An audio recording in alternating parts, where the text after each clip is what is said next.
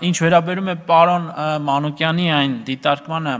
կապված ազգային ժողովում տեսախցիկների, ես եւս պիտի չհամաձայնեմ գործընկերոջս հետ, պարոն Թունյանի հետ, սա իսկապես այդ հարցը փոխկապակցված է կիբերանվտանգության հետ, բայց շատ կարևոր երկու դիտարկում ունեմ անելու։ Եթե դուք մտածում եք, որ կառավարությունը ուզում է ցանկացած քայլ հետևել եւ տվյալների արտահոսքի արդյունքում այդ տվյալները հայտնվեն տարբեր լրատվականներում, ապա հռետորական հարց, ինչի համար է այս օրենքը։ Այս օրենքը ես արդեն տևական ժամանակ ասում եմ, որ հիմնական նպատակ ունի մեկ կետից կենտրոնացնելու տվյալների քաղաքականությունը եւ հետագծելիություն ապահովել մարդկանց քաղաքացիների տվյալների համար։ Այ երբ այս օրենքը ընդունվի եւ կիրարկվի, սիրելի գործընկերներ,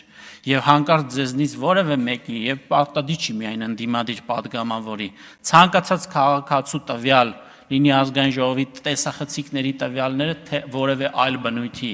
արտահոսք, մենք ամբողջ հետագծելիությունը ապահովելու ենք եւ սահմանելու ենք համապատասխան պատասխանատվություն։ Հստակ շատ տրիվիալ է այս ամեն ինչը եւ ուղղակի հակասության մեջ է տրամաբանությունը ամբողջ եւ ոգին այս նախագծի։ Ես վստահ եմ, որ կառավարող մեծամասնությունը մեծ սիրով, մեծ հաճույքով եւ կստանձնի եւ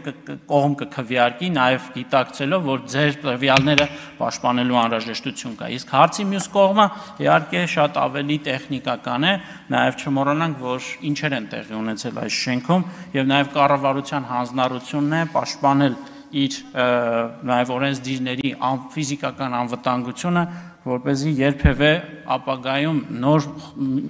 այլ ռոմանտիկների խմբեր չլինեն եւ չսպառնան նաեւ ֆիզիկական անվտանգությանը կամ օրինակ 100 կամ մի քանի 100